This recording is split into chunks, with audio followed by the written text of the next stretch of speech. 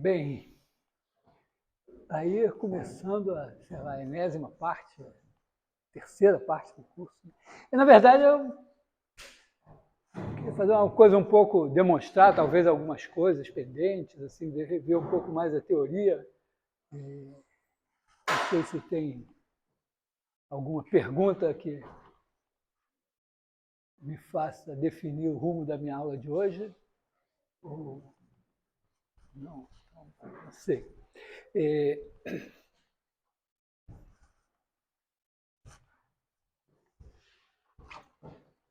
Esse é o retomo do zero, quer dizer, nós estamos estudando grandezas que são medidas, não são contadas.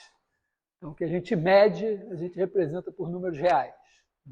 Então, primeira, talvez, definição sobre o que é esse curso. E a gente estuda relações entre essas grandezas do tipo relação funcional. Quer dizer, você tem uma grandeza X, pertence a um subconjunto, vamos dizer, I, contido em R, e tem um Y, que em princípio vai estar em R, e bom, a ideia é que a gente vai supor que Y é f de x. Formalmente, uma função é o seguinte, né? Isso aqui significa o seguinte: a função é um conjunto de pares ordenados. Tá? Assim, não é porque você pensa em uma função, é uma regra, uma relação, não sei o quê. Assim, formalmente, a gente pensa em termos de conjuntos bom, você tem o conjunto I, que é onde vive o X, tem o conjunto R. Por que eu estou botando I? Porque eu não vou pegar todos os X em R, vou pegar só o X em I. Então tem o conjunto R, onde vai viver o Y, e o que a gente tem é alguma coisa, né? É um conjunto dos pares x, y, aqui, nesse conjunto,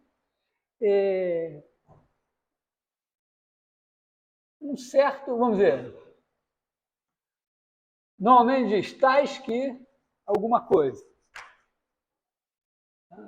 Tipicamente a gente quer tais que y é igual a f de x. E aí o f é uma regra, uma coisa assim. Mas a gente pode pensar diretamente que f é o gráfico. Tá certo? Você tem uma função, tem o gráfico, que é o. Quando a gente faz o gráfico, a gente bota aqui digamos que o nosso i seja esse intervalo aqui. Então aqui o x vive aqui, o y vive aqui, e tem um gráfico, né? Esse aqui é o conjunto dos pontos x,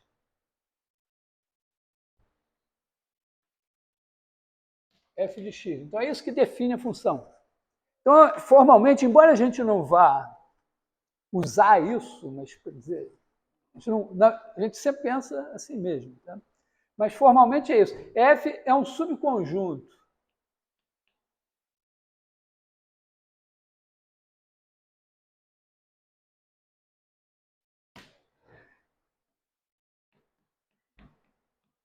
Então, a nossa função, pensando como gráfico, ela tem que ser um subconjunto do produto cartesiano, quer dizer, esse cara daqui é o conjunto dos pares x, y, tais que x está em I e y está em R.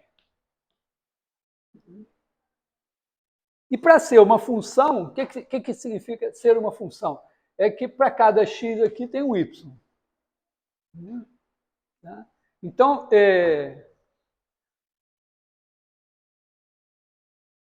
Então, primeira propriedade, para todo x pertencente a I, existe um par, vamos dizer. Vou botar assim, um xy pertencente a I vezes R. Podia ser mais enrolado e dizer, existe um par AB nesse conjunto, tal que o A é o X. Mas acho que aqui está claro, né? Todo cara tem um par ordenado que corresponde a ele. E segundo, né, se xy1 e xy1 está em F. Pertence a F, aí vezes R não, pertence a F. Né? xy1 pertence a F, xy2 pertence a F. Eu estou dizendo que seriam dois y correspondentes ao mesmo x. Isso não pode acontecer. Então, isso implica que y1 é igual a y2. Tá? Isso é uma definição do que é uma função. Então, aqui, vamos dizer, uma função f, vou botar assim, já tem um f, é um subconjunto. Na verdade, isso aqui vale uma função. E a gente representa isso escrevendo que f vai de I em R. Então, isso aqui define que esse é o domínio, esse é o contradomínio. E tem uma diferença entre contradomínio e imagem. Porque quando a gente estuda uma função, a gente espera ter bem claro quem é o domínio, quem são os x com que você está lidando. Mas, às vezes, você dá o y por uma regra e não é tão simples assim você saber quais são os y que vão corresponder a algum x. Então, você dá uma folga, dá um conjunto maior e diz, ó, os y estão nesse conjunto aqui. E faz parte de entender a função, entender quais são os... Não, f de y, f de i é o conjunto dos y pertencentes a R, tais que existe x em I com y igual a f de x. Então, esse cara, entender quem é esse cara, faz parte do estudo. Tá legal? Não vou gastar mais tempo com isso, isso é só uma formalidade, mas... Aliás, os matemáticos, durante muito tempo, foram os guardiões do formalismo, da lógica e tal. Hoje, essa missão está um pouco transferida para os programadores. Porque em computação, você tem que ser muito preciso, muito lógico, porque se eu escrever uma coisa errada aqui, na minha definição, você pode até dizer, não, ele errou aqui. Né? Quando eu escrevi aqui vezes R em vez de F e tal, aí ele errou, devia ser F e tal. Mas, em princípio, você não pode esperar que a máquina faça isso. Bom, dá para fazer, mas você tem que inserir lá dentro um monte de salvaguardas para ela entender que você errou. Então, em computação, você tem que ser bem preciso. Nunca pode esperar que, se você disser uma coisa errada, o computador tem que entender. Oi.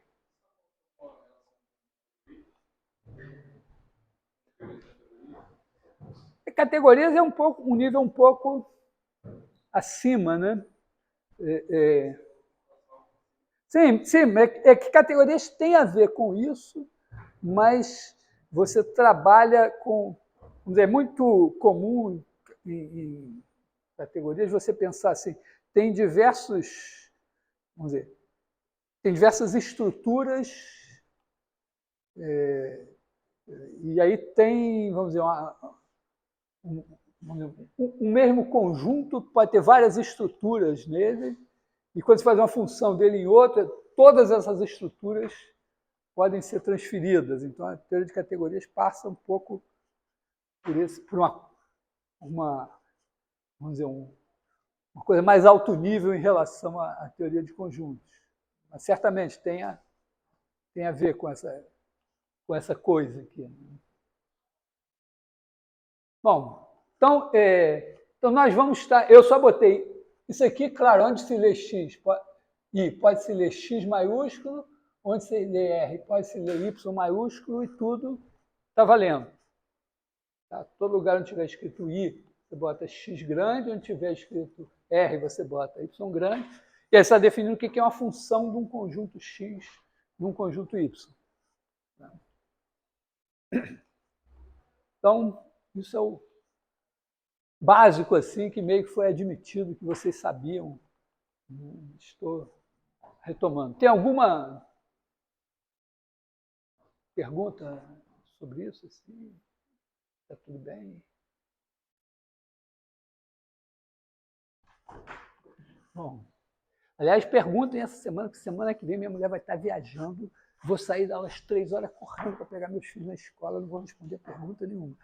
Então, não guardem nada para a semana que vem.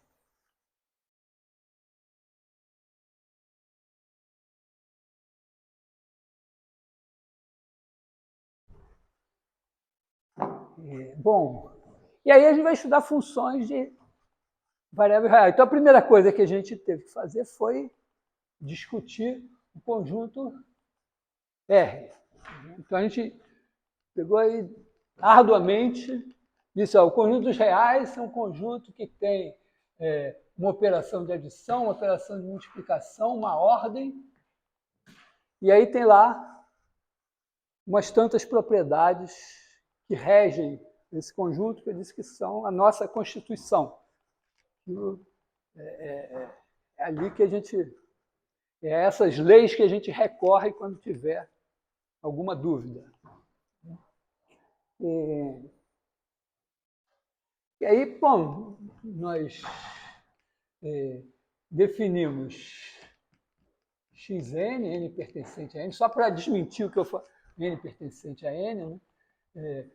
Desmentindo o que eu falei, essas são funções, né? Isso aqui é o quê? É uma função x dos naturais nos reais, que a cada n associa um xn. Então, as sequências são um tipo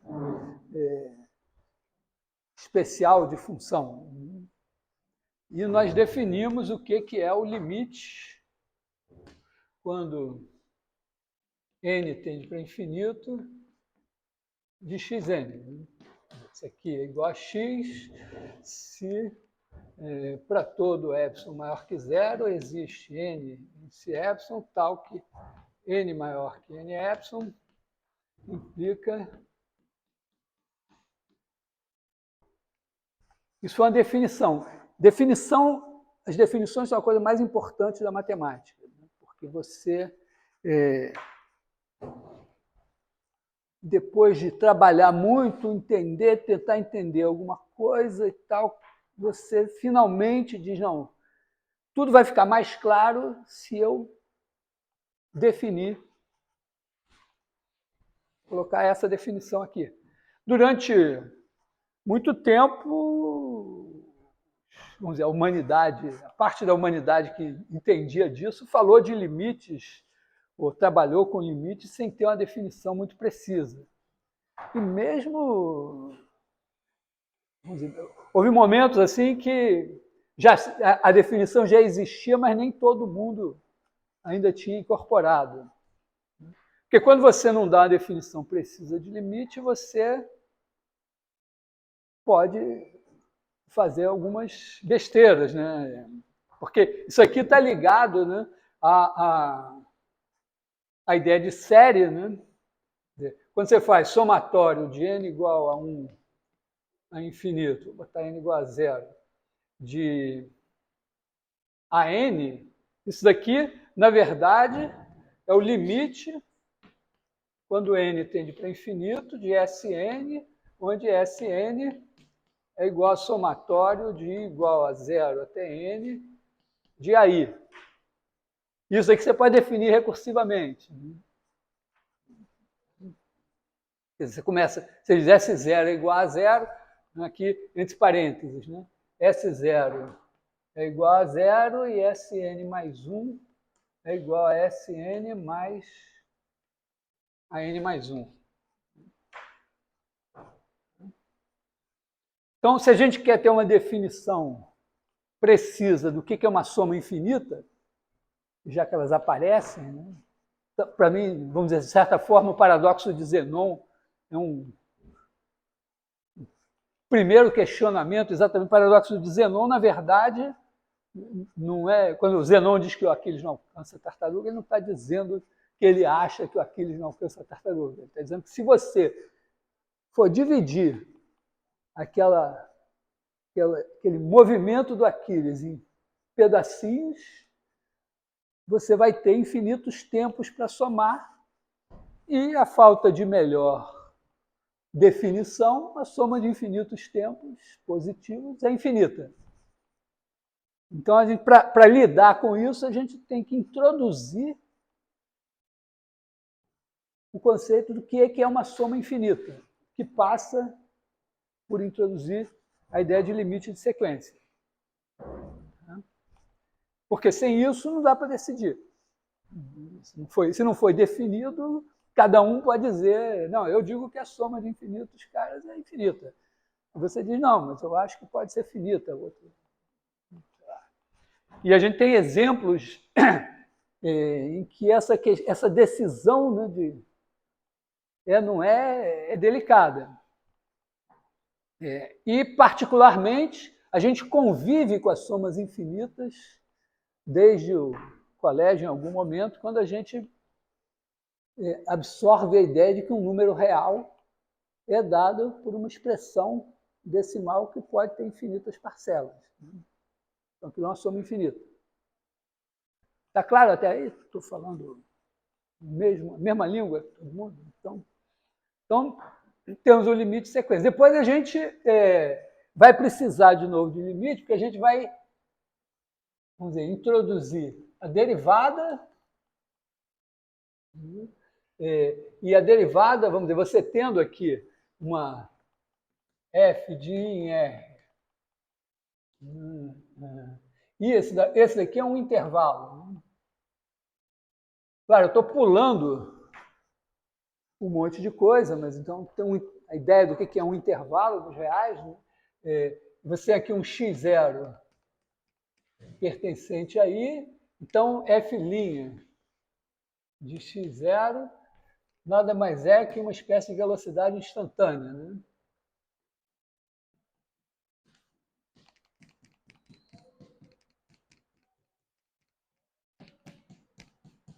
A gente deu duas outras definições, essa é a mais básica, né? E para poder dizer isso, né? Porque isso aqui não é nenhum bicho de sete cabeças, tá certo?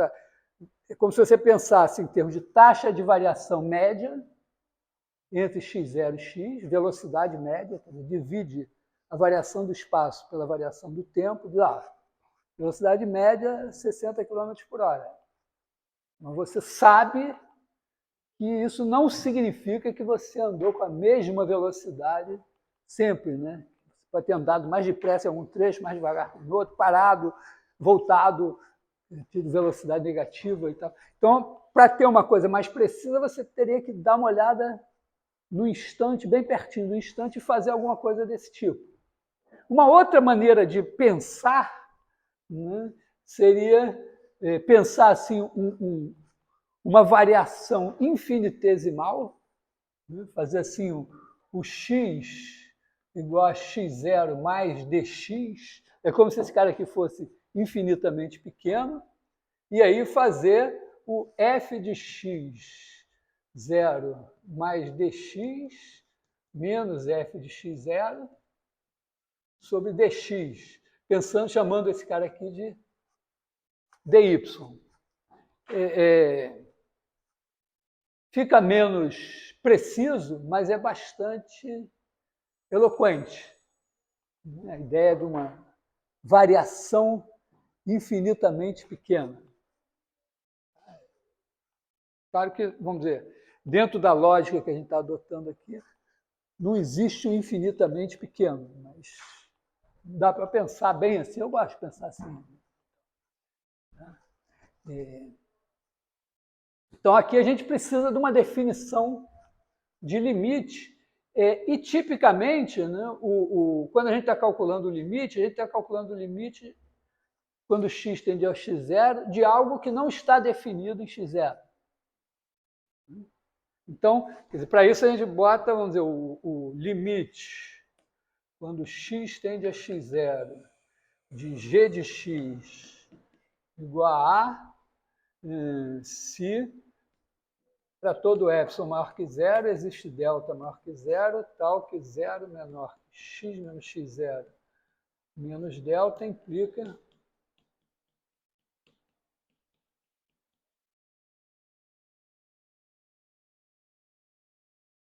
aqui tá pequenininho aqui, né?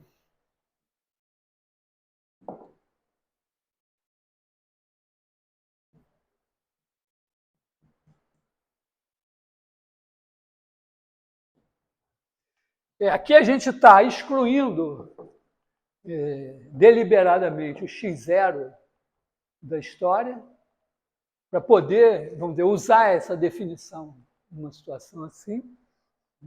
Mas aqui a gente não precisa excluir a possibilidade do f de x ser igual a A. De uma maneira também poética, eu costumo dizer que o limite, quando x tende a x0 de g de x é A, significa que A é o valor que g de x deveria ter em x0. Assim, se eu fosse... O x0 está querendo que o valor dele seja esse, mas pode ser que Deus tenha decidido de maneira diferente, e ele não tenha valor, ou tenha um outro valor. Então, esse é o...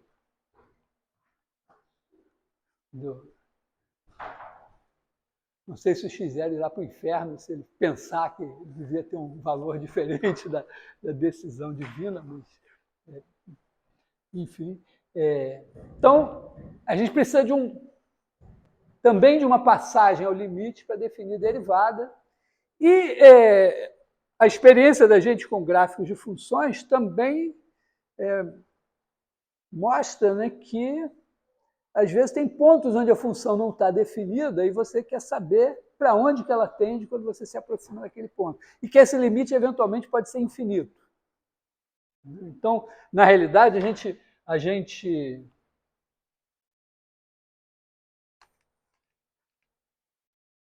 define os limites infinitos simplesmente dizendo que chegar perto de infinito é ser maior do que qualquer número previamente acordado. Em vez de dar um epsilon, eu dou um número m. Então, vamos dizer, se eu quiser dizer que o limite, quando x tende a x0 de f de x igual a infinito, significa que para todo m pertencente a R, é claro que a gente está pensando aqui, é infinito, então é um m positivo muito grande, mas eu não preciso dizer. Basta isso, para todo m maior que R existe delta maior que zero, tal que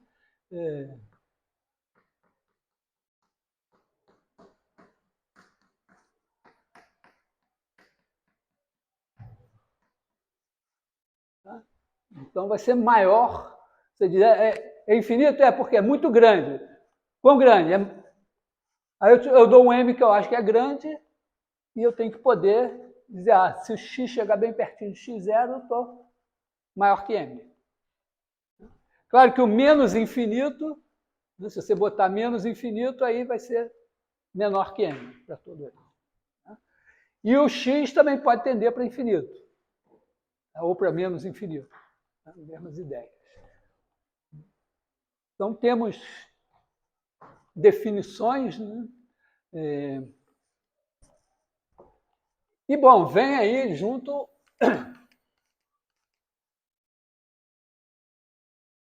o conceito de integral. Assim, e a propriedade do supremo? Tá? Porque na integral a gente dá uma definição sem a propriedade do supremo, como espécie de limite. Porque na integral é assim, né? Você tem a função e, vamos dizer, você vai aproximar essa área, ou aproximar a variação do espaço, ou aproximar a massa dada a massa específica. Tá? Se isso aqui for velocidade, e aqui for, mas aqui a variável for posição, aqui velocidade, quando você integrar, você vai ter a variação da posição no intervalo considerado. Se isso aqui for comprimento e aqui for densidade linear de massa, você vai calcular a massa do pedacinho.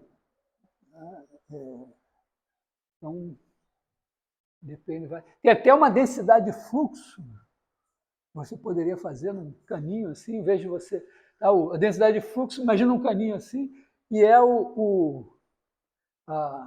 a velocidade, ou a quantidade que sai menos a quantidade que entra.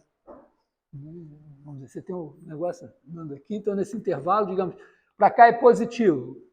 Então, a quantidade que está saindo aqui, você pode considerar positiva, vamos dizer, pode considerar positiva ou entrando positivo. Digamos que saindo é positivo. Então, a quantidade que está saindo aqui é positiva, a quantidade que está entrando aqui é negativa. Mas também se entrar por aqui é negativo, sair por aqui e tal. Então, você, vamos dizer, está considerando positivo o que está saindo e negativo o que está entrando. E aí, se você fizer uma derivada, que é o que está saindo menos o que está entrando, dividido pelo comprimento do negócio, você faz uma densidade de fluxo. E aí, se você integrar isso de ponta a ponta, você vai ter o total que está saindo menos está entrando lá no seu cano todo. Então, a ideia de derivada e de integral as duas, né, podem aparecer juntas em muitos contextos. Mas, independente disso aqui, quer dizer, o básico na definição de integral é que você parte o intervalo em pedaços. Né? Então, aqui você tem f de AB em R, e a gente quer fazer a integral de A até B de F. É também chamado integral de A até B de f de x dx. Essa notação é muito conveniente, principalmente quando você tem uma variável que você considera como uma verdadeira variável, mas a função está dada em função de certos parâmetros também. Então, existem outras letras. X é a sua variável, mas pode ter um parâmetro alfa, que é uma densidade de massa, um parâmetro K, que é a constante da mola, ou qualquer coisa assim, que você não quer precisar porque você quer um resultado geral. Então, você vê um monte de letras, você está integrando, você tem que saber qual a letra que é a variável. Então, esse f de x dx serve também para isso. Além de, claro, pensar que você está multiplicando o pedacinho infinitamente pequeno dx aqui pelo f de x e está tendo uma área infinitesimal que você vai somar toda aqui. É claro, essa ideia de área infinitesimal que você soma e tal, é legal para raciocinar, né?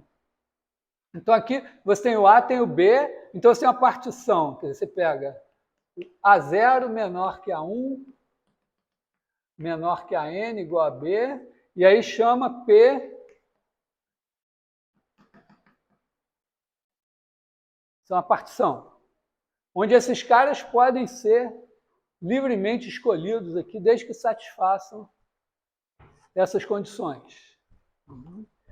E aí você vai fazer uma aproximação que o típico é você pegar agora vamos dizer, uma Q, que é igual a x1, xn, com cada xi no intervalo AI menos 1, AI, quer dizer, você escolhe, está aqui o AI menos 1, AI, e aqui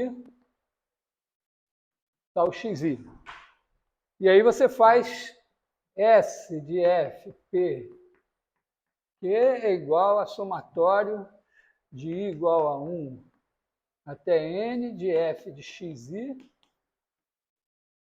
AI menos AI menos 1. E aí isso é uma aproximação do que você quer calcular. E agora a gente vai dizer que a integral é o limite disso.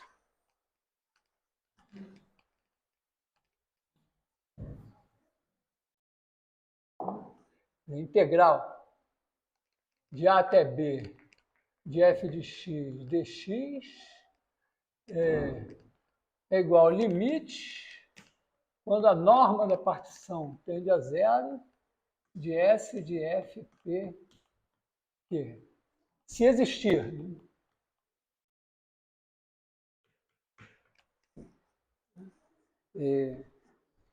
Repare que a norma de P é igual ao máximo dos AI menos 1.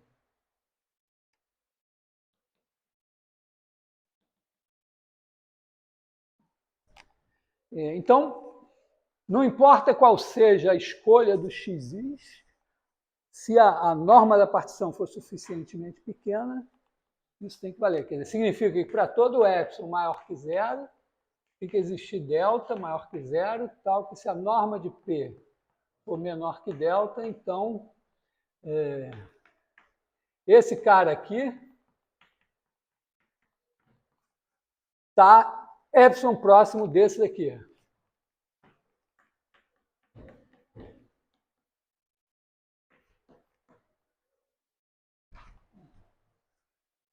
Então, essa é uma definição bem computacional, né? Você parte lá o intervalinho. Não, vamos dizer, não é a última. A integral de Lebesgue trabalha um pouco de outra maneira. Porque aqui a gente está usando fortemente a seguinte coisa: eu só sei medir intervalos. Eu sei que a medida do intervalo AB é B menos A. E a partir daí eu digo, não, eu também sei medir retângulos. Tá, beleza. E aí a gente faz a integral a partir daí. A ideia do Lebesgue foi definir a medida de conjuntos mais gerais do que intervalos antes de fazer a integral. Mais ou menos essa a linha de ataque dele. De repente, até o final do curso, a gente pelo menos fala alguma coisinha a respeito. Então, essa é uma definição. Ela é computacional, mas a gente tem uma outra definição que não é tão computacional, mas é muito boa para as demonstrações. Que é, em vez de... A gente esquece a Q e a gente define U de FP é igual a somatório de igual a 1 até N de MI AI menos 1, MI igual a sup no intervalo AI menos 1 AI de f de x. Então, a gente já usa a propriedade do supremo. A ideia é fazer a aproximação por cima. Então, em cada intervalinho, em vez de simplesmente escolher escolher aqui nesse intervalo um xi e dizer assim, bom, então aqui está o f de xi, eu vou pegar esse retângulozinho aqui, é dizer, não, eu vou pegar o maior valor da função nesse intervalo e vou fazer um retângulo cuja área é maior do que a área que eu estou tentando calcular. E, claro, tem o irmão dele, né, o L de FP, é igual a somatório de igual a 1 até N de M pequeno I, AI menos 1, MI igual a ínfimo de f de x com x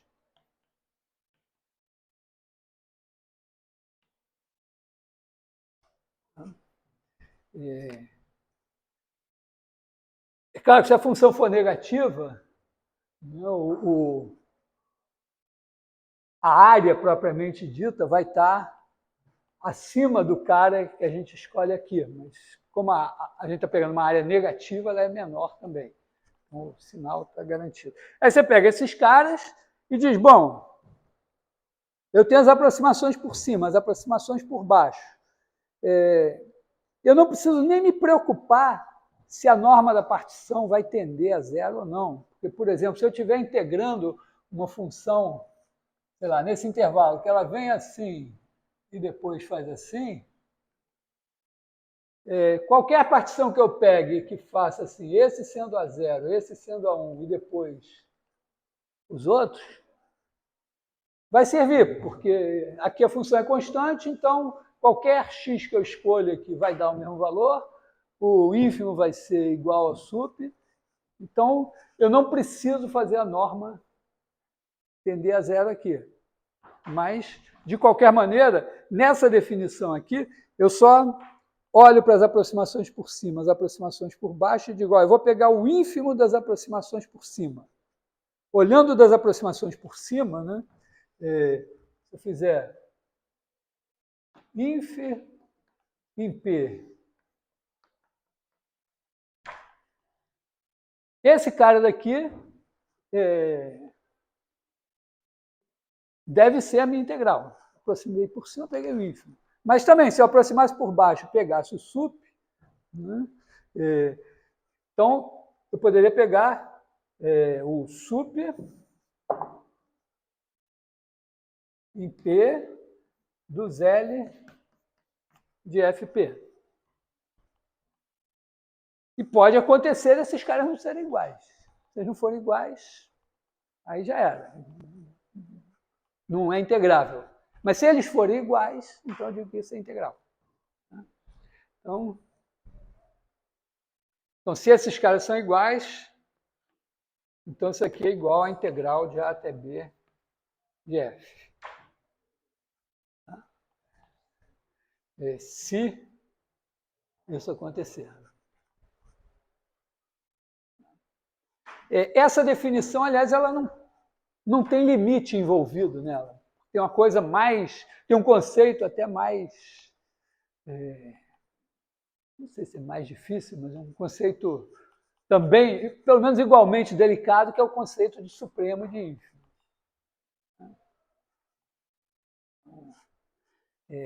Uma coisa fundamental nessa história aqui é você ter claro que quando você refina uma partição, tem aqui uma partição.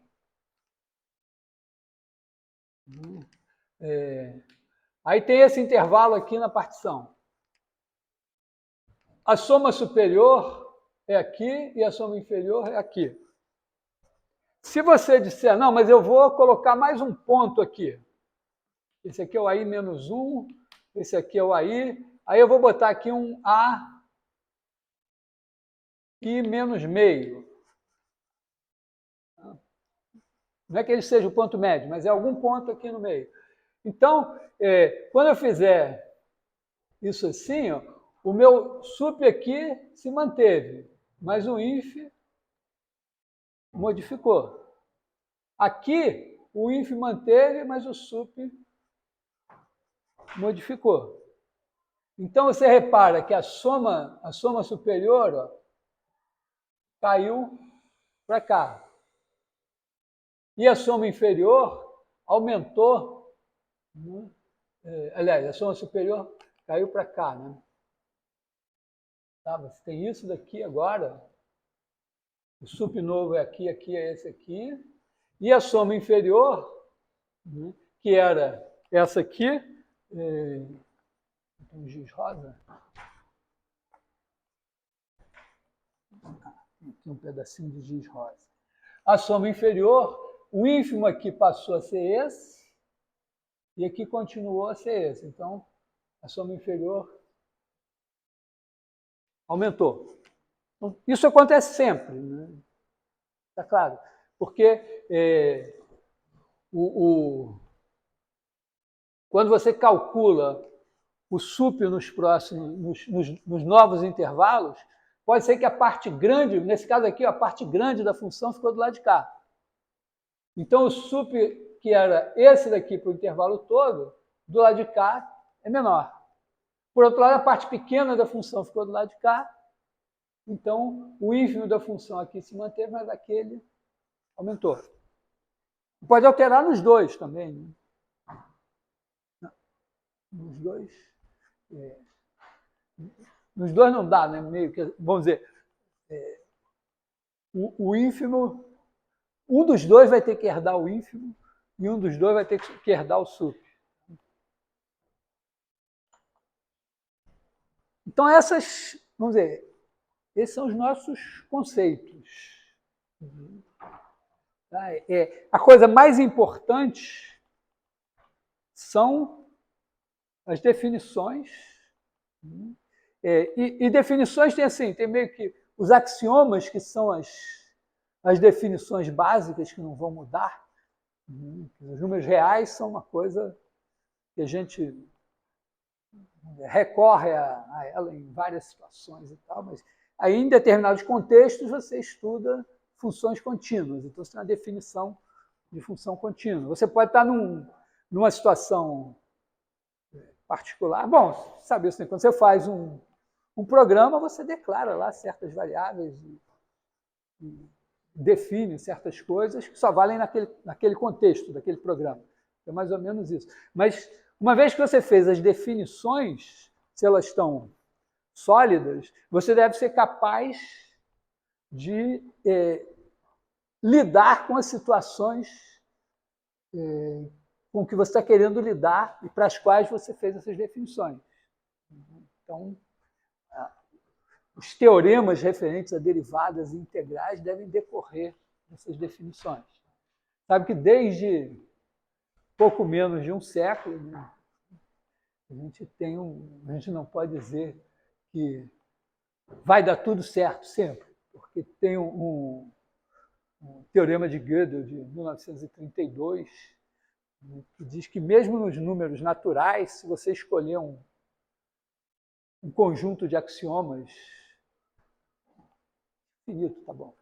Você escolhe lá meia dúzia de axiomas, ou 12, ou sei lá. Sempre vai ter alguma proposição que você não vai conseguir provar. Não dá para decidir se ela é verdadeira ou falsa. Então,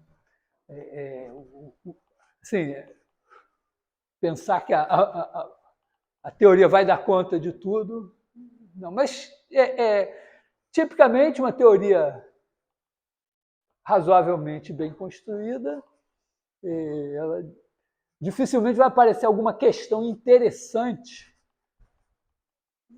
que é um conceito não definido, mas que não possa ser decidida. A ideia é mais ou menos essa. Você vai botar as definições e tudo que você pensa que deveria poder provar, você vai conseguir provar. E se aparecer alguma coisa diferente, você diz, opa, preciso de mais um axioma, deixa eu acrescentar, ou mais uma definição.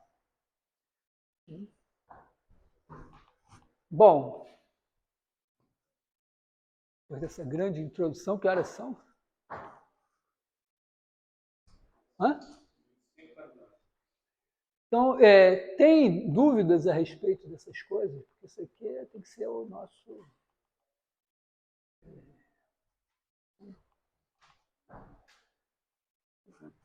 Já que vocês não têm dúvida, pense assim,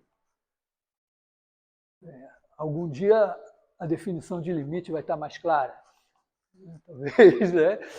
Porque não é uma definição que você aprenda assim de cara. Ou às vezes você engole ela e um dia você diz, peraí, tá engasgado aqui. Mas, bom, de qualquer maneira, quando a gente achar que não está claro que o limite é tal ou qual, a gente tem que ir lá puxar a definição de limite e dizer, segundo o regulamento.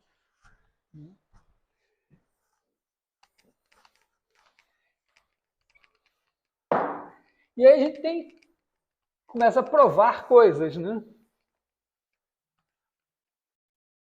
Então, as coisas que a gente tem que provar recebem nomes variados. O mais popular é teorema. Mas teorema, em princípio, a gente reserva para um resultado assim, realmente de grande porte. Os pequenos teoremas são chamados proposições. e os teoremas que são consequências diretas de algum teorema, uma proposição, são chamados corolários. E tem os lemas também. Os lemas são pequenos resultados que são fundamentais na demonstração de alguma coisa. Às vezes você tem um teorema que, na verdade, você desenvolve o raciocínio e diz, bom, agora tudo vai funcionar se isso aqui for verdade. Aí você para de... Não, lema. Aí você prova que aquele negócio é verdade. Não que aquilo vá ser um resultado pomposo, mas ele é um esteio sobre o qual aquele teorema se apoia. E tem um nome também que é muito legal, chamado escólio. O escólio é uma espécie de um comentário sobre a demonstração do teorema em que você mostra que alguma outra coisa foi demonstrada ali sem ter sido explicitada, às vezes, uma coisa assim. O escólio é um comentário sobre a demonstração do teorema. E também é importante, né, o nome hipótese é um pouco diferente, assim, a gente geralmente... Os teoremas, as afirmações matemáticas são sempre do tipo P implica Q. Ou seja, se P é verdade, então Q necessariamente decorre. Então, esse cara daqui a gente chama de hipótese. Esse aqui de tese. Então, na construção de um teorema, geralmente, você olha para isso daqui, para uma coisa assim, e diz, pô, eu acho que esse negócio deve ser verdade. E aí você diz, não, mas vai ser verdade se isso aqui antes acontecer. Então, um teorema geralmente é assim, é algo que você acha que deve ser verdade, ou que você quer que seja verdade, e o trabalho de construção do teorema é encontrar as hipóteses certas que vão fazer aquilo ser verdade. E aí depois, quando você lê um livro de matemática, vem sempre o teorema assim, pá, teorema. E parece que aquilo caiu do céu. Né? Ou vem as definições, vêm prontas e tal. Mas, na verdade, teve todo um trabalho para chegar naquelas definições e para encontrar a hipótese certa que vai ter essa tese como consequência. Então, oi.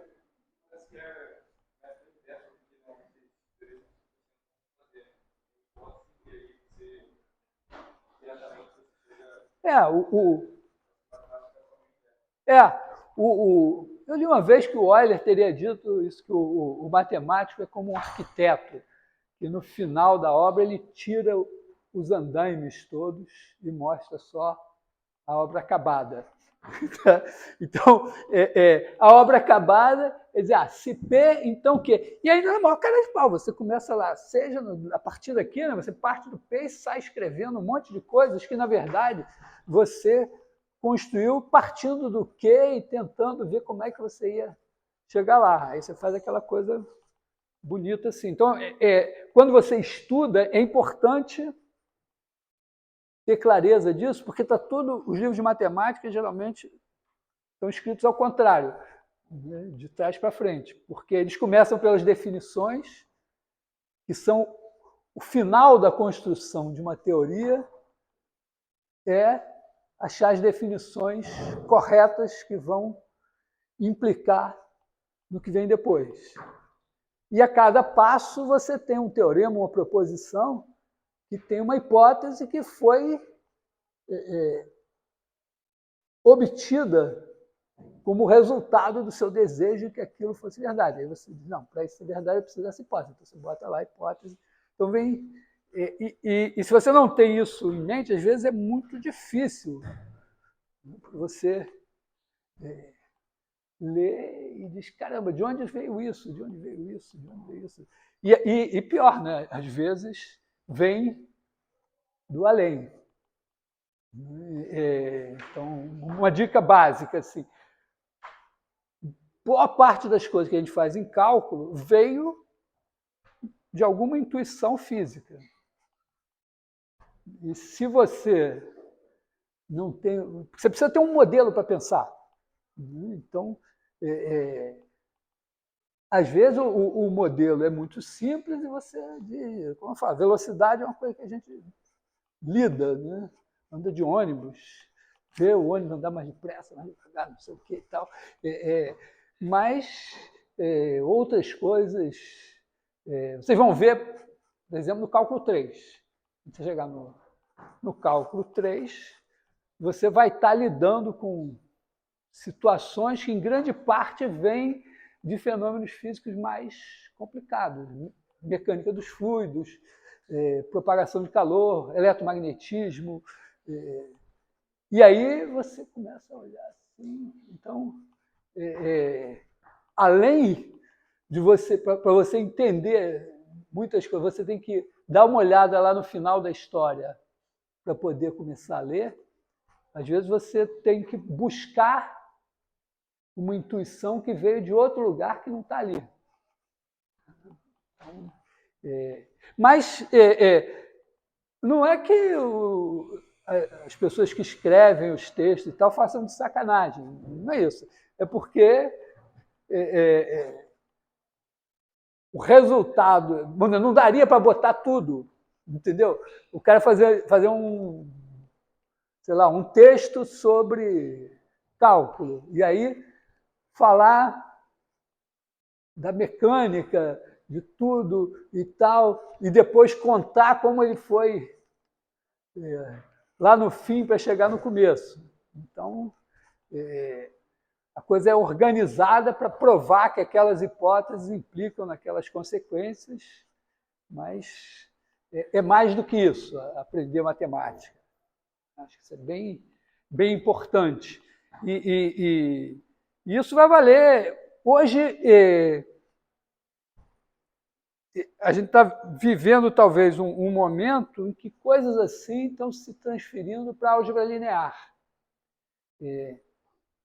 A álgebra linear lida basicamente com, vamos dizer, o Rn, que são coisas assim. E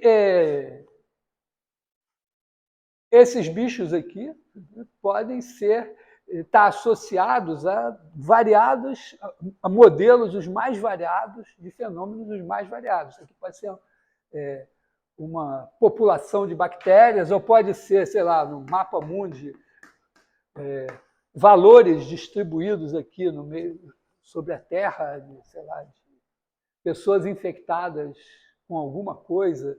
E aí, vamos dizer, repara que aqui as coisas estão dispostas assim, mas aqui elas não estão dispostas assim. Então, existem adjacências aqui que não aparecem claramente aqui. Se você está estudando um modelo de propagação de epidemia, que X1, Xn representa alguma coisa assim, se você não tiver na cabeça que o que você está representando é propagação de uma epidemia, vão sair teoremas aí que você não vai entender nem o que significa o enunciado. Certo? Então, isso é só um exemplo. Você tem montes de coisas que você faz um modelo do corpo humano, você faz modela uma população de bactérias, ou mesmo de pessoas. Né?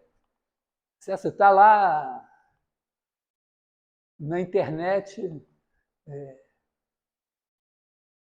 espreitando os seus potenciais clientes, e cada um deles é um vetor, né, com uma série de variáveis, e aquilo tem um certo significado, que em outro contexto não teria. Então, ter a noção do contexto para poder ver qual é a matemática adequada àquele contexto é uma coisa crucial. Então, para estudar, para tentar, quando você pega lá, bota lá uma questão, prove isso assim, assim. A primeira coisa que você tem que fazer é tentar entender o que é aquilo e ver se você acredita naquilo. Você tem que entender o que está sendo dito e se você acredita. Isso passa por construir algum modelo daquele negócio que está escrito ali. Quando você constrói um modelo, você diz, você enxerga, isso significa isso, tá? Isso aqui é a velocidade da bolinha lá no massa-mola, então, eu acredito, bom, eu já vi a bolinha fazendo assim, então eu tenho alguma intuição. Às vezes tem coisas que você nunca viu, ainda mais que essas coisas ficam de dimensão muito alta, tem coisas que às vezes você está mesmo no escuro, a álgebra comanda. Mas, de qualquer maneira, ter um modelo na cabeça e poder traduzir as coisas do modelo em termos matemáticos e depois retraduzir do que acontece no modelo matemático para a situação real é fundamental para você dar qualquer passo. Então, mesmo quando a gente está fazendo uma coisa totalmente abstrata. É totalmente abstrato, mas precisa ter algum exemplo, algum modelo que você possa pensar. Essa aula está super abstrata. Né? Bom, mas em todo caso, então, talvez fazer a primeira coisa, assim, falar das... Então, tem as funções contínuas. Depois a gente constrói as funções deriváveis e tal. Eu queria provar alguma coisa, não sei se eu deixo... As funções contínuas são uma programação mais de baixo nível. Ou talvez provar... Aí a gente sai provando teoremas, nessa coisa assim. Né? Vamos tentar provar um teorema sobre derivada, que vontade de provar um teorema que é o seguinte: a desigualdade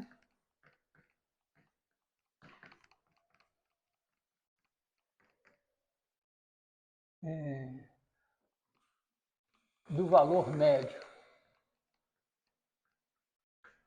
Eu não sei nem se esse nome é adequado. Em francês, o teorema do valor médio chama teorema dos acréscimos finitos.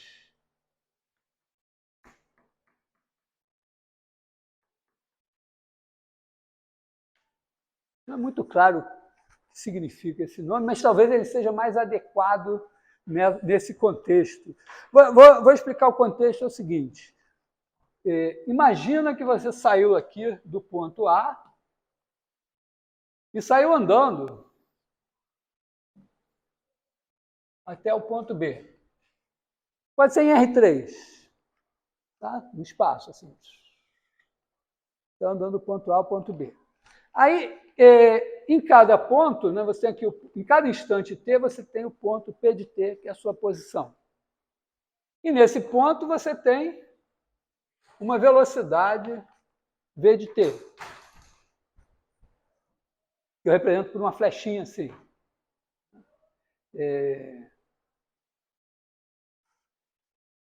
Tem uma coisa que deve ser verdade, parece bastante óbvia, que é o seguinte: essa velocidade, ela pode apontar para qualquer lugar. Então, ela tem uma norma, v de t, que é o tamanho, é a velocidade escalar, a rapidez. Aí, quando você diz 60 km por hora, se você está andando num descampado, tem que saber para onde está apontando esses 60 km por hora, senão fica vago. Mas 60 km por hora diz quão rápido você está andando. Então, imagina o seguinte, que isso aqui seja sempre menor ou igual que um certo f de t. F agora é um número, esse aqui é um número. Tá? Vê se não é lógico o que eu vou dizer. Se eu andar do tempo, digamos que esse cara aqui é o P de A. Esse daqui é o P de B. Então, se eu andar do tempo A ao tempo B com essa velocidade aqui, o mais longe, né? O mais longe que eu podia fazer era sair de A e andar em linha reta. Né? Ia sair do quadro, certo? Mas se eu andar em linha reta, eu vou mais longe do que andando assim. E esse mais longe ainda tem que ser menor ou igual do que se eu andar em linha reta com essa velocidade aqui. Então, vou botar aqui esse f' de t. Isso aqui é uma derivada de alguém. Tá? Imagina que isso aqui é verdade para todo t no meu intervalo AB, supondo que a p é uma função contínua. Então, isso tem que implicar o seguinte, né, que P de B menos P de A, quer dizer, essa distância não é a distância que eu percorri, porque eu percorri uma distância que é maior do que isso, em princípio. Mas a posição inicial menos a final tem um tamanho, esse negócio, né? E isso daqui tem que ser menor ou igual que f de B menos f de A. Tá legal? Eu acho que todos podemos acreditar nisso. É uma coisa meio óbvia. Né? Se você andou... Né? Oi? Quer dizer, tem uma F, né? Você tem a P de AB. Vou botar assim, R3 aqui, ousadamente.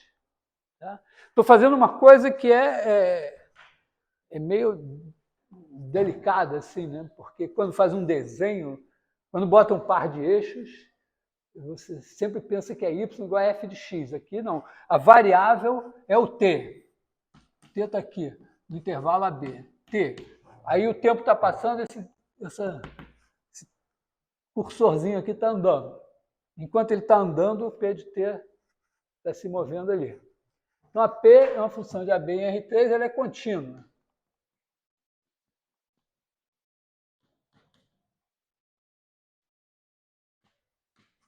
E é derivável.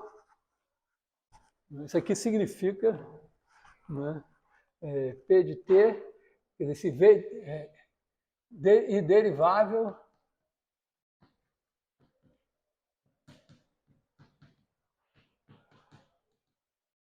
no intervalo aberto.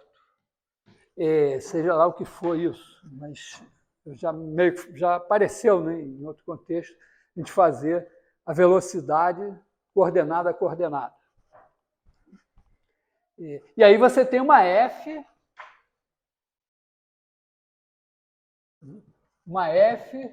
de AB em R nas mesmas condições, né? Contínua em AB e derivável em AB aberto.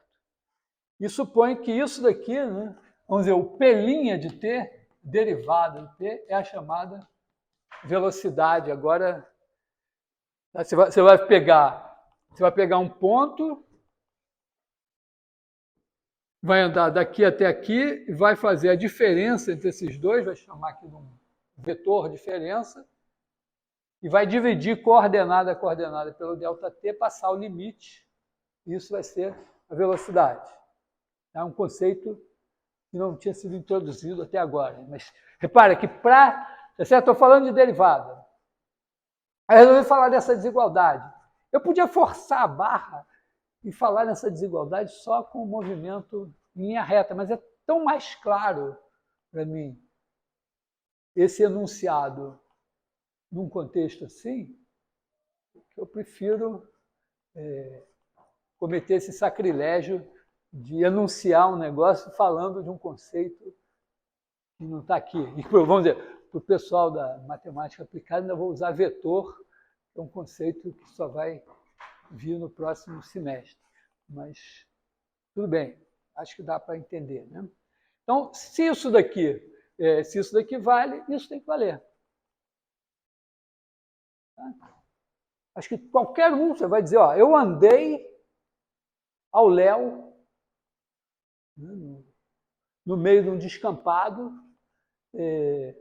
eu ando a velocidade sempre menor que 10 km por hora, vamos dizer assim. Então, no fim de 1 hora, eu vou estar a uma distância do meu ponto inicial menor do que 10 km. Claro, né? Porque o mais longe que eu podia ir seria se eu fosse em linha reta, andando, e mesmo assim, como eu estou com a velocidade menor que 10 km por hora, eu não vou chegar a andar 10 km. Mas eu boto menor ou igual, que é para ter mais segurança. Oi?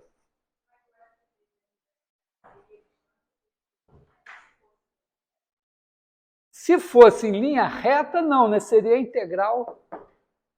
Bom, supondo assim que esse cara daqui seja integrável, eu teria que integrar a norma do vetor velocidade, que é a sua rapidez. Né? Nessa situação hipotética, você está lá no descampado, aí você saiu andando com o velocímetro. E o velocímetro gravou a sua velocidade instantânea, não vetorial, mas só o tamanho dela em cada instante. Então, no fim, você tem uma função. Assim, não, então agora vamos sair com essa função, mas andando sempre em linha reta. Aí, aonde você vai chegar seria a integral disso daqui, que é menos do que o f de b menos f de a. Então, vamos dizer, aqui, repara, é um teorema, mas ele está passando, antes de tudo, por uma discussão do que nós estamos falando e como é que nós vamos enunciar isso. Em princípio, né, o nosso P de t tem que ser alguma coisa assim, x de t, y de t, z de t. E o v de t, que é o P' de t, vai ser x' de t, y' de t, z' de t.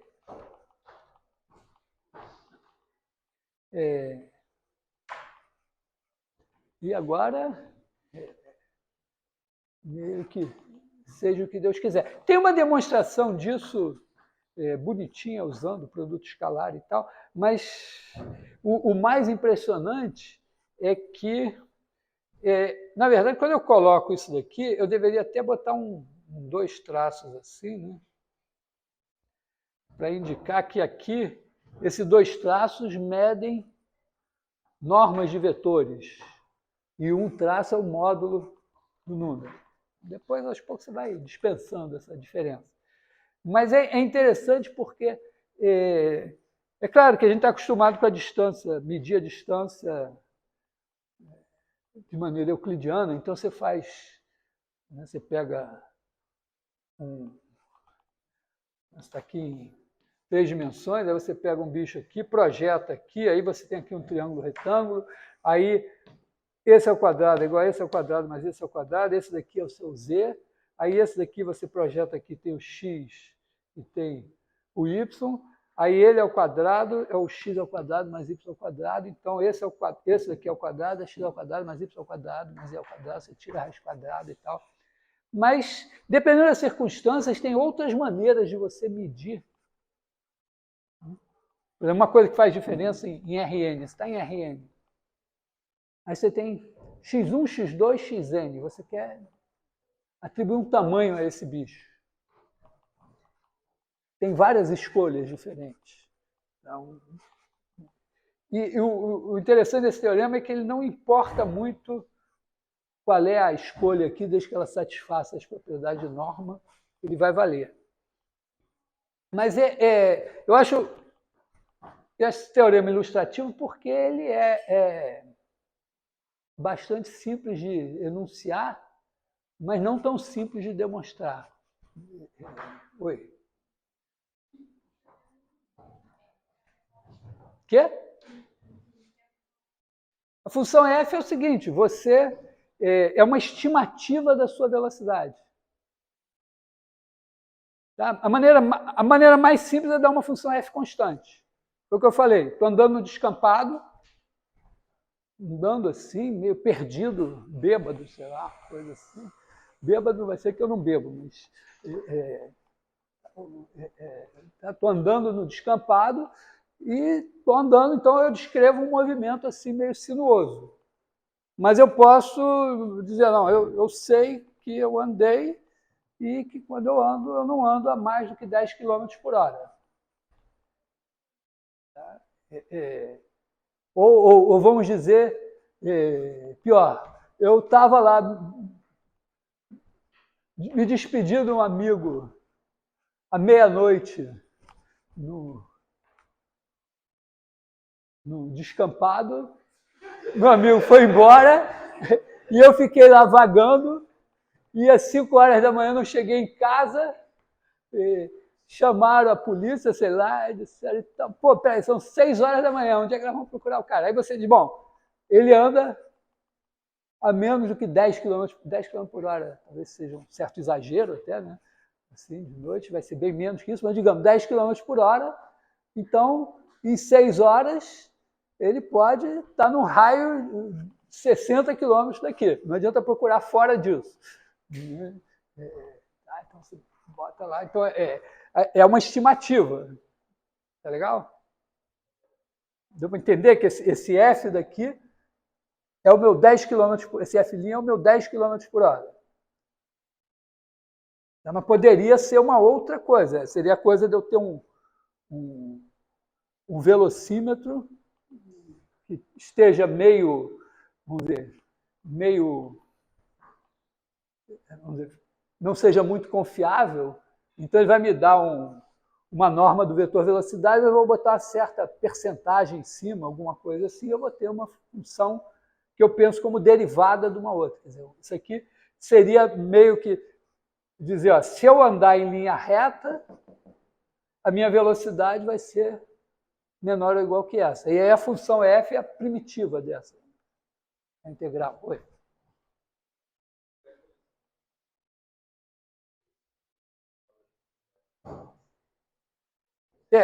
Valor intermediário. Primeiro tem o teorema do valor médio e o teorema do valor intermediário, que são teoremas diferentes. Né?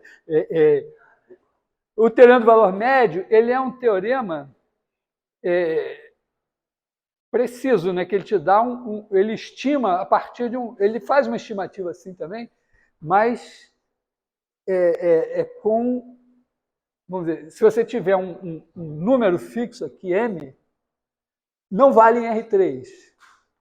Primeira coisa, o teorema do valor médio, ele é uma coisa do plano. Tá? Exemplo, ande numa rampa em caracol. Então você pode vir correndo, se a rampa em caracol tiver uma inclinação muito pequena, você vai ter que correr muito tal para chegar aqui assim, e quando você dividir essa distância pelo intervalo de tempo, né, primeiro ela vai ser bem menor do que a sua velocidade. E ainda por cima, essa velocidade que você vai ter aqui, né, não é igual à sua velocidade em nenhum tempo. Então já tem essa coisa assim. E de qualquer maneira, o teorema do valor médio tem uma constante aqui. Né? Esse aqui, nesse sentido, é mais refinado como desigualdade. O outro é refinado como igualdade. Ele foi muito importante na demonstração do teorema fundamental do cálculo e outras coisas, mas esse aqui é uma desigualdade. Mas, então aqui, ó, repara que a gente... É uma ideia bastante simples, tá? Mas para a gente formular isso daqui, precisa do conceito de velocidade, da ideia de que quando você anda em linha reta, você vai mais longe do que se você não andar em linha reta. Da ideia de que, então, se você majorar a sua velocidade, você tem como estimar esse tamanho. A primeira coisa seria dizer, botar uma constante aqui, m.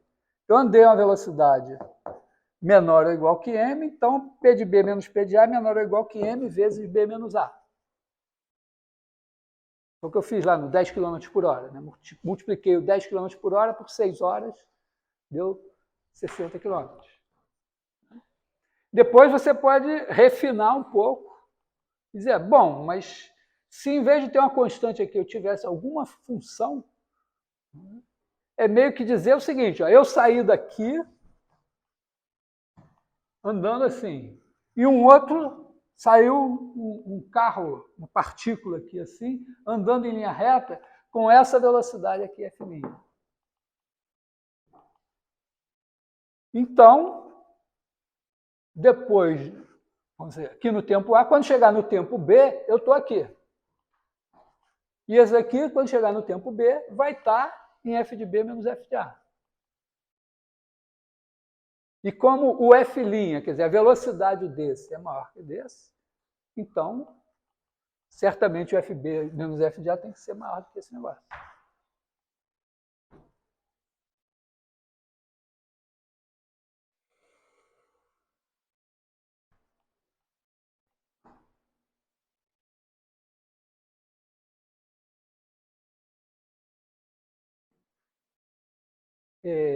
Enquanto eu espero a pergunta da Sofia, alguém tem alguma outra pergunta? Não? Então, vou ter que apressar. A velocidade maior? Por que é maior? Porque eu estou supondo isso daqui. Estou dizendo que isto daqui implica nisso.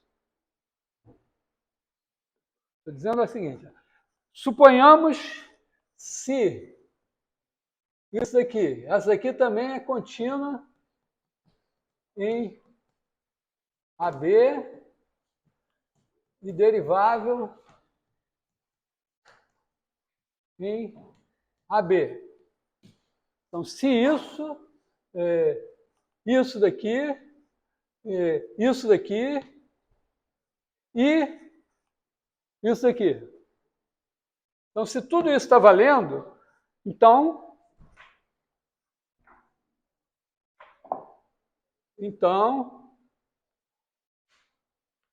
isso tem que valer. Faz mais sentido agora? Eu estou botando essa hipótese adicional. E é uma coisa mais ou menos bastante natural e crucial para eu poder ter uma estimativa. Quer dizer, para eu saber quão longe alguém vai estar daqui dentro de 1 hora, a primeira coisa é tentar saber com que velocidade esse alguém andou durante 1 hora. Se além disso você souber o caminho, melhor ainda. Mas se você não souber, então você pode supor o seguinte, que o cara andou em linha reta, mas vai estar uma distância que é menor que a que vai sair lá do outro lado, com certeza. Tá? Repare, olha só o tempo que eu levei para formular esse resultado até, vamos dizer, ele estar razoavelmente inteligível. E eu acredito que, bem formulando o resultado, ele nos pareça verdadeiro.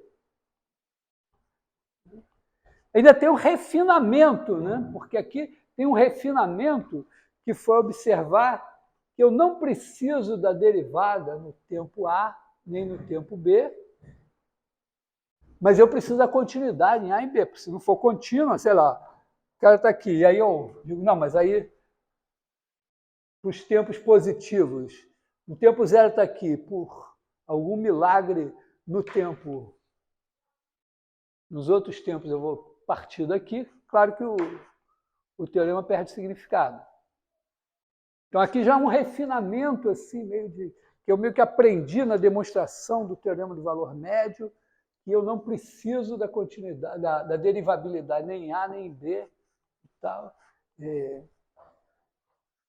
Tá? Mas é uma coisa que, vamos dizer, numa primeira demonstração você pode dizer, não quer saber, vou supor que é derivável em A, em B, contínuo, tudo. Né? Geralmente, vamos dizer, quando você está tentando resolver um problema, principalmente um problema real, você diz, não, esse aqui eu não sei, mas deixa eu colocar umas hipóteses a mais. E às vezes as hipóteses fazem muito sentido, às vezes elas até acontecem, só que você não tinha explicitado. Vocês vão lidar na vida com situações assim, que alguém chega com um problema para você e diz alguma coisa. Primeiro, entender o que a pessoa está dizendo e o que ela quer já é um grande trabalho. E aí ela te pede alguma coisa que você diz, cara, aí você pergunta e tal, aí de repente você vê que tem mais hipóteses e que algumas delas vão tornar o seu problema muito fácil. Isso é um grande trabalho, mas é importante. Isso um colega estava me contando a situação assim. Esse trabalho de perguntar e achar os dados do problema que vão tornar o problema trivial, você faz porque você sabe alguma coisa. Você não tem que depois chegar e dizer para o cara, isso aí é nada, resolve em 5 minutos. Não, na verdade você estudou anos para poder entender quais eram as perguntas a fazer de forma a tornar aquilo trivial. Então, não desvalorize o seu trabalho, porque raramente no mundo real você vai usar toda a matemática que você sabe, com toda a sofisticação, para resolver um problema. Frequentemente você vai usar coisas bem básicas, mas entender o problema, procurar os dados que faltam para tornar a solução fácil é um trabalho importante. Claro que você vai competir com os algoritmos que vão fazer isso também.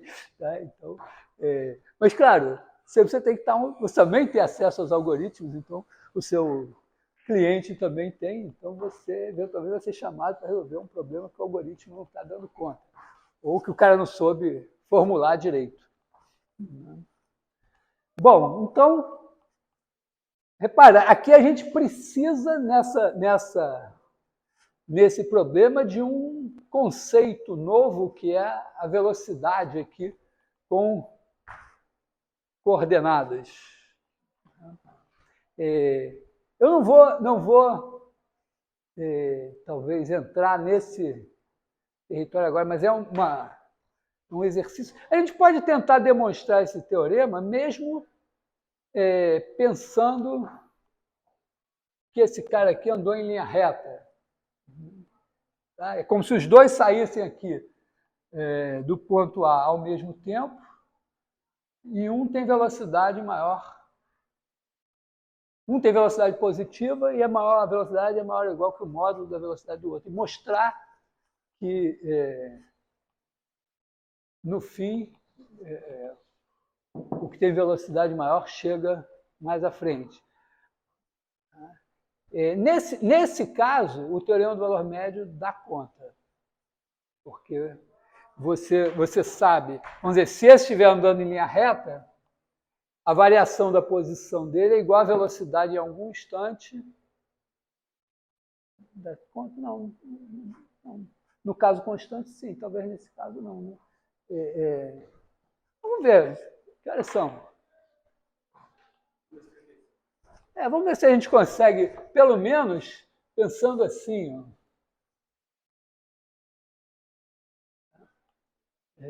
Em R.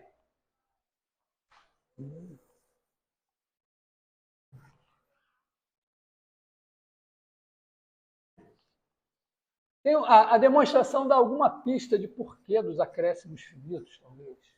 Vamos supor, então, que a coisa é essa daqui. Aqui é fininha. Isso aqui é um pauzinho só.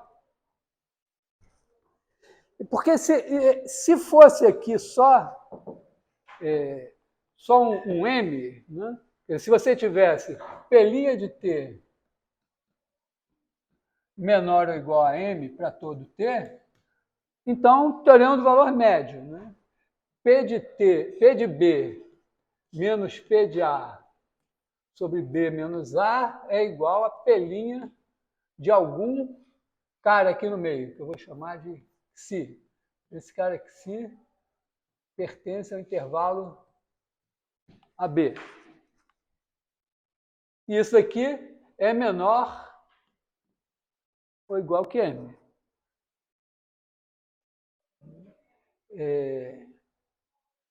Aliás, eu posso botar isso aqui, né? Posso botar assim.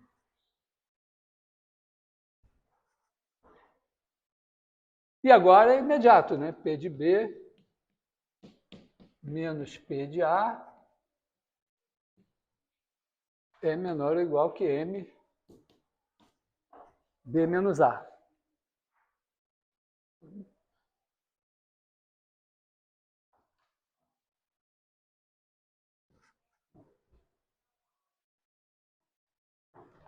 Mas com essa coisa aqui, talvez não seja tão simples, não sei.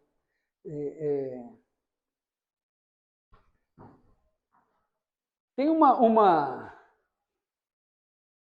Pode tentar demonstrar. Entenderam aqui que se fosse assim, estava pronto. Né? Tem uma ideia, talvez, seria fazer o seguinte. É um tipo de ideia associada à propriedade do Supremo. Considerar o seguinte, seja, vamos dizer, A igual ao conjunto dos X pertencentes a B, tais que que P de X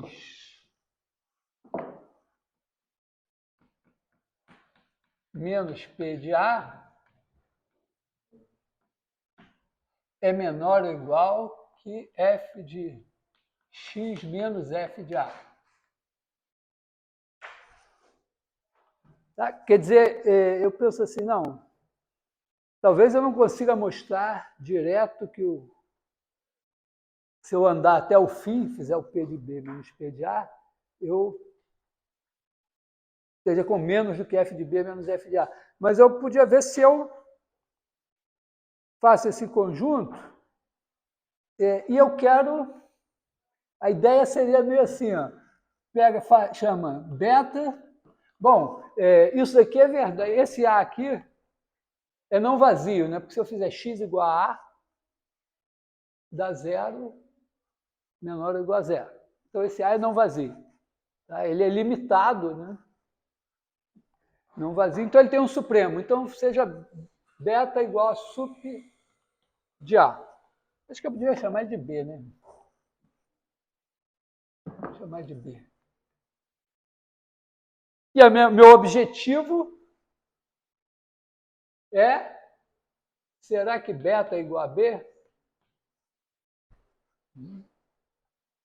E a ideia seria mais ou menos pensar o seguinte, eu estou aqui em A, aí digamos que eu cheguei até beta aqui. E aí usar o fato de que a velocidade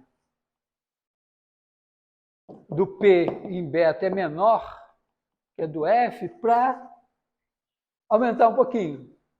E aí eu diria que se o beta não for o B, eu posso mostrar que vamos dizer que esse B aqui tem pontos à direita de beta. Só que tem um probleminha assim, né? Porque quando uma velocidade é menor ou igual, vamos dizer, quando eu passo num ponto assim, ó, digamos que eu venho aqui assim. Vamos fazer assim.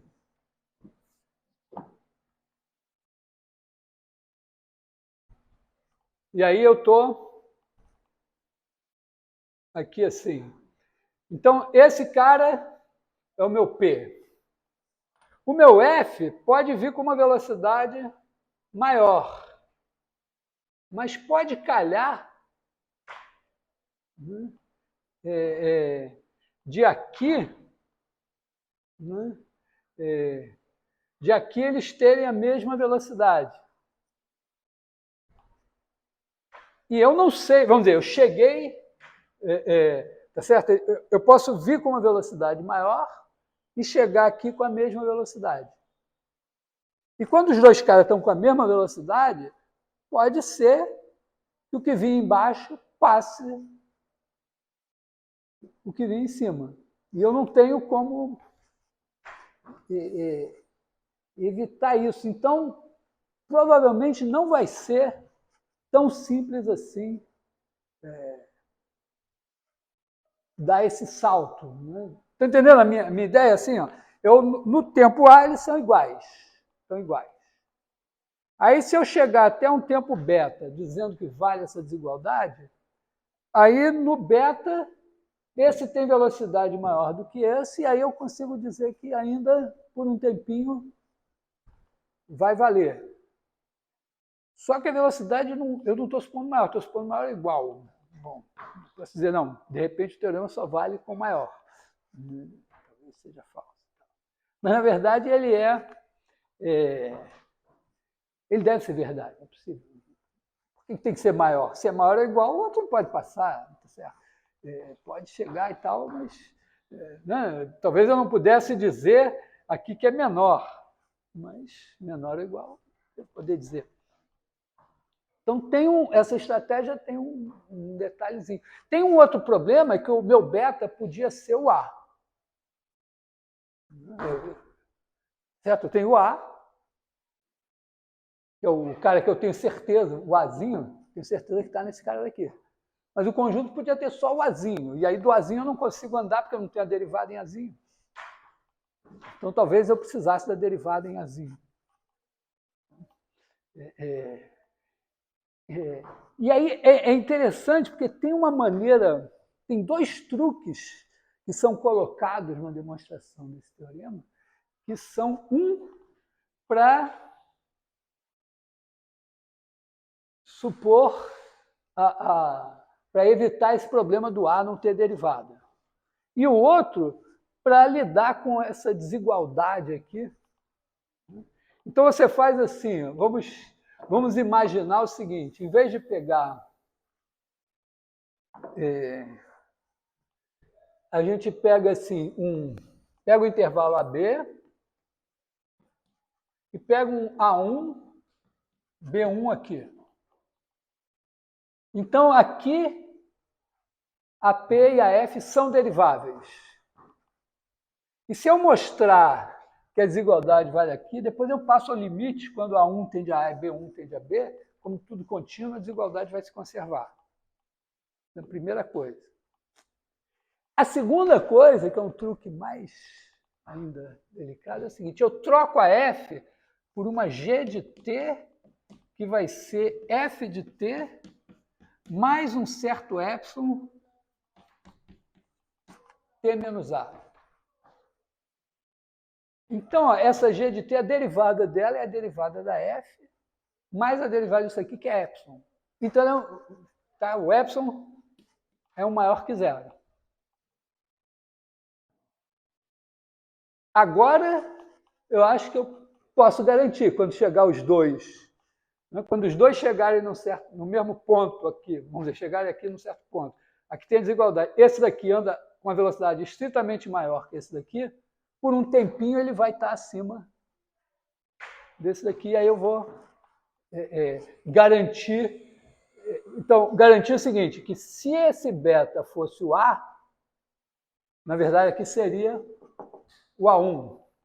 Então aqui eu faço A1. Na verdade, no B eu não preciso da derivada, eu até posso abrir mão, né? Eu acho que a derivada do B eu não preciso, mas pego o A1 aqui. Então, se eu dissesse, pô, como é que eu saio do A? Bom, eu tenho a derivada em A. E a derivada em A da G é maior que a da P. Então, digamos que no fim eu provei que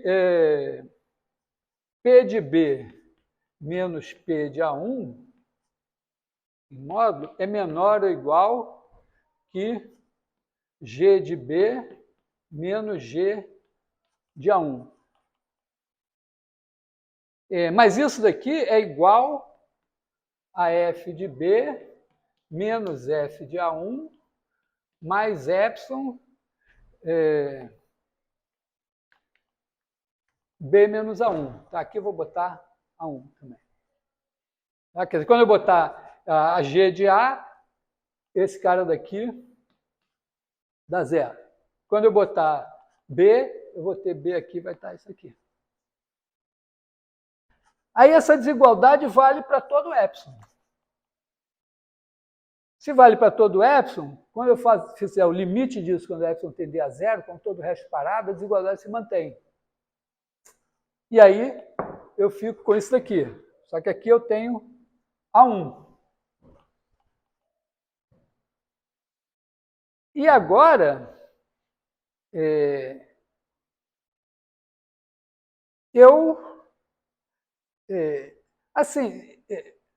bom, agora eu posso fazer o A1 tender a A. E como a P e a F são contínuas, vai valer. Então, repara que eu estou... Claro que eu já sabia a demonstração do teorema. Né? Não inventei esse truque agora. Mas tem uma estratégia, geralmente, às vezes, na demonstração, você estabelece uma estratégia e ela não dá certo. E aí você vai remendar a sua estratégia, você vai entender onde é que ela está falhando e tentar remendar para finalmente ela dar certo. Então, tem o detalhe, né, justamente, de... eu acho que eu não preciso do B1 aqui, mas pode ser que eu me surpreenda. Tem o detalhe agora de realmente provar, assim, eu pego beta igual a suco de B e mostrar que se beta for menor que B, que beta A é maior ou igual que beta e menor ou igual a B. Então, suponho que beta é menor que B e mostro que beta não pode ser o supremo porque eu vou ter pontos do conjunto mais à frente.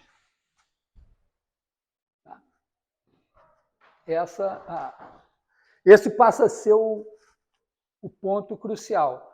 Né? Sendo que aqui a gente vai ter essa desigualdade estrita. Né? Quer dizer, na verdade, né, você vai ter P' de T é menor ou igual que...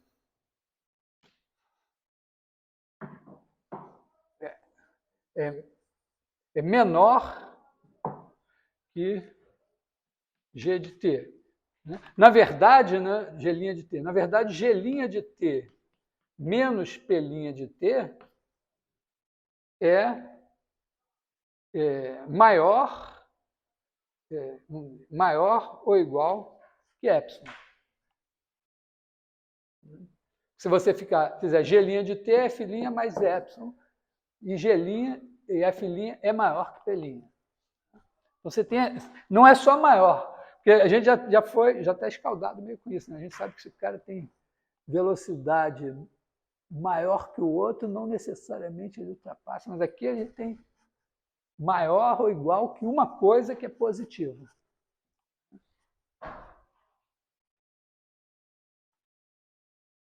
Então, basicamente, a questão vai ser isso. Né? A gente faz a função...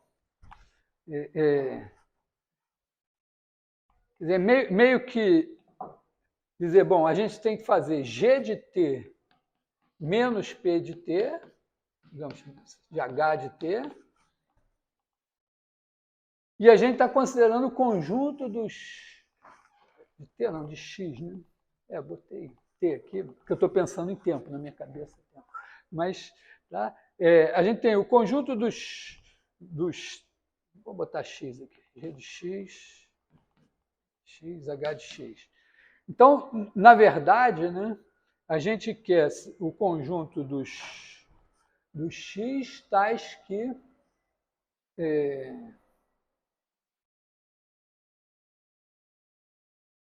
Tem um probleminha aqui, né, do módulo, né?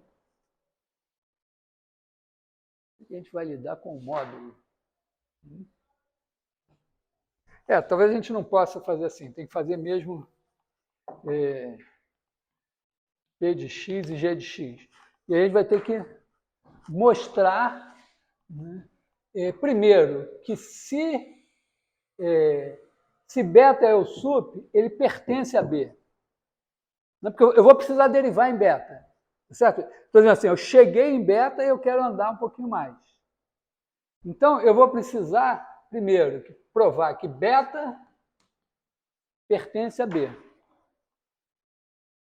Acho que isso sai por continuidade, né? Porque se isso daqui vale para todo cara, vamos dizer, para todo, não sei, mas tem uma sequência de pontos daqui que chegam em beta. E essa desigualdade vale para todos esses pontos. Então, ela vai ter que valer em beta por causa da continuidade da P e da F. Então, vamos... que horas são? 53. Bom, vamos só, vamos dizer, estabelecer... A estratégia agora, vamos dizer, depende disso. Né? Faz G, A1 maior que A e menor que B. Bota esse aqui. Beta igual a sup de B. Então, 1, beta pertence a B. 2, se beta menor que B, então existe X em B com X maior que beta. Tá? São as duas coisas a fazer. Porque isso daqui vai ser necessário para eu poder dar o próximo passo. Então, essa parte, ó, a gente pode simplesmente, vamos dizer, de maneira mais ou menos simples, dizer o seguinte, ó, se o beta é o supremo de B, existe xn tal que xn converge para beta. Cresce, né? Então, os elementos de B todos são menores ou iguais que beta, porque ele é o supremo do conjunto. E se o beta está aqui e o B está por aqui, então eu dou um epsilonzinho e tem um cara aqui. Dou outro epsilonzinho, então dou uma sequência 1 sobre n, tem uma sequência chegando aqui. Mas se xn converge para beta, isso implica que P de B menos P de X menos P de A menos F de X menos F de A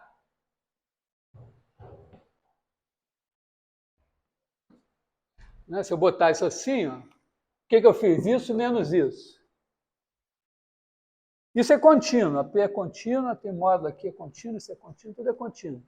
Se o xn tende para beta, isso daqui converge para P de beta menos P de A menos F de beta menos F de A, A1.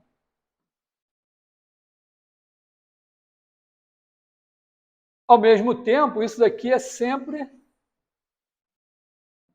menor ou igual a zero, porque eu usei essa desigualdade aqui. Então, eu tenho uma sequência de números menores ou iguais a zero convergindo para esse número aqui. Então, esse cara daqui é menor ou igual a zero, o que significa que esse é menor ou igual que esse. Então, isso é a demonstração de que o beta está no B. E agora falta essa parte aqui que a gente vai ter que usar a desigualdade, que que a gente tem.